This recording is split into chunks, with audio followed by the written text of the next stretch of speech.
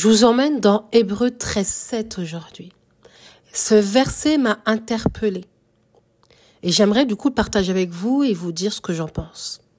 Souvenez-vous de vos conducteurs qui vous ont annoncé la parole de Dieu. Considérez quelle a été la fin de leur vie et imitez leur foi. Un truc qui est incroyable avec Dieu, c'est qu'il commence toujours par la fin de l'histoire et pas par le commencement. Là, il nous dit clairement qu'il faut regarder la fin des gens qui parlent de Dieu, des conducteurs. Les conducteurs, dans la Bible, on nous parle des pasteurs, des enseignants, des apôtres, voilà, des évangélistes, de ceux qui servent dans les églises. Et on te dit de regarder la fin de leur vie. Et à cause de la fin de leur vie, d'imiter leur foi. Moi, ce que j'en comprends, et peut-être que je me trompe, parce que j'ai pas la science infuse. Peut-être que je me trompe complètement. Mais j'ai cette impression que Dieu nous dit qu'avant d'imiter qui que ce soit, regarde comment cette personne a terminé. Oui, avant d'imiter des personnes, et encore une fois, peu importe leur titre dans l'église, il va falloir que tu regardes comment ils ont terminé. Nos prédécesseurs, ce qu'on appelle les hommes de foi qui ont ouvert le chemin pour Dieu, les pères de la foi.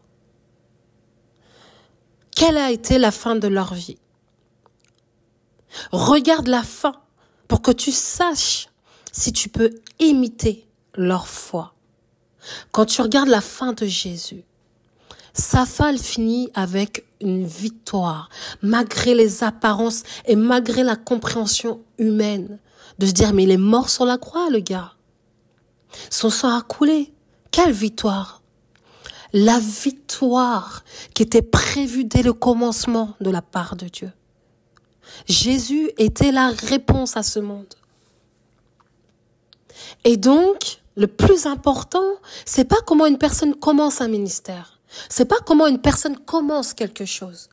Mais c'est la fin de sa vie qui nous permettra de savoir si on doit imiter sa foi ou pas. Et c'est quelque chose qui est incroyable avec Dieu, c'est qu'il commence d'abord par la fin avant d'écrire ton histoire. Il connaît déjà la fin avant d'écrire ton histoire. Et il nous répétera ça souvent dans la parole de Dieu. En Daniel 12:13, il va dire « Et toi, marche vers ta fin.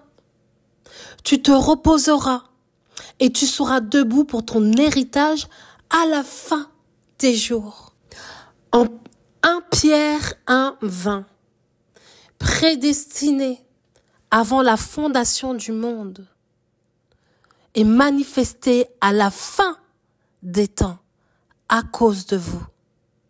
Daniel 12:9, il répondit « Va, Daniel, car ces paroles seront tenues secrètes et scellées jusqu'au temps de la fin. » Bref, tout ça pour te dire que Dieu est ce chef de travaux qui connaît déjà la fin de ce qu'il veut faire avant de commencer au commencement. Quand il t'a créé, il avait déjà le modèle, c'était lui. Et donc, il avait déjà la finalité du produit avant de commencer à te créer. Lorsqu'il a créé la terre, il a commencé dans le chaos. Finalement, il a commencé par la fin, le néant, pour pouvoir donner vie aux choses, pour pouvoir donner vie à quelque chose qui était précis dans sa tête, la terre. Bref, tout ça pour te dire quoi? Dieu va commencer par ce qui n'est pas avant de te donner ce qui est déjà. Il va te donner ce que tu ne vois pas pour te donner ce qu'il a déjà vu, lui, dans l'esprit. Ça veut dire qu'il va commencer par ta pauvreté avant de te donner la richesse. Il va commencer par la maladie avant de te donner la guérison. Oui, oui, oui, il va commencer d'abord dans ton enfance à semer le rêve qu'il a pour toi avant que tu le réalises.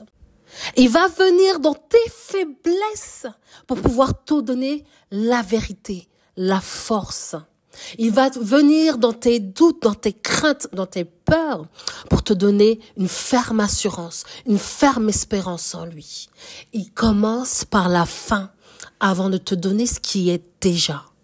Il va venir dans ta stérilité avant de venir bénir le fruit de tes entrailles pour que la vie abonde. Il va venir te trouver dans la maladie avant de rétablir la bonne santé.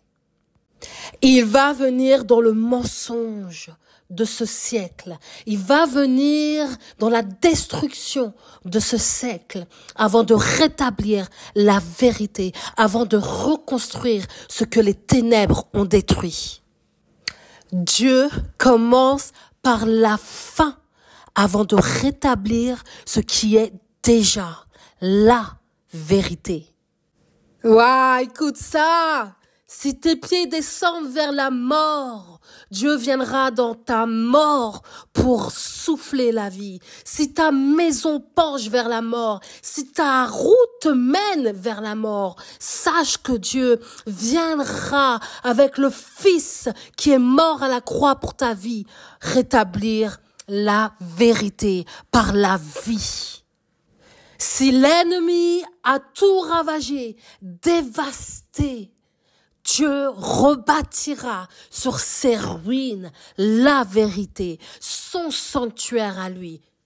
Il accordera aux affligés un nouveau diadème au lieu de la cendre, une huile de joie au lieu du deuil, un vêtement de louange au lieu d'un esprit abattu, afin qu'on t'appelle une térébinthe de la justice, une plantation de l'Éternel pour servir à sa gloire.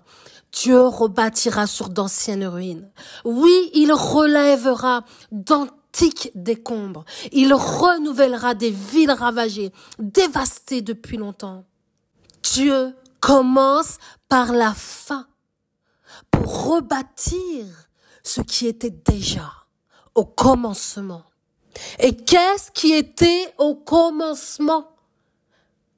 Qu'est-ce qui existait déjà même à la fin? La vie. La vie dès le commencement. Et je finirai avec Ecclésiaste 7:8. Mieux vaut la fin d'une chose que son commencement. Mieux vaut un esprit patient qu'un esprit hautain. Il vaut mieux terminer une affaire que de la commencer. Il vaut mieux être patient qu'orgueilleux. Alors, je finis par te dire et revenir au premier verset. Regarde la fin de la vie d'une personne. Et si la fin de la vie de cette personne a bien terminé, imite-le dans sa foi.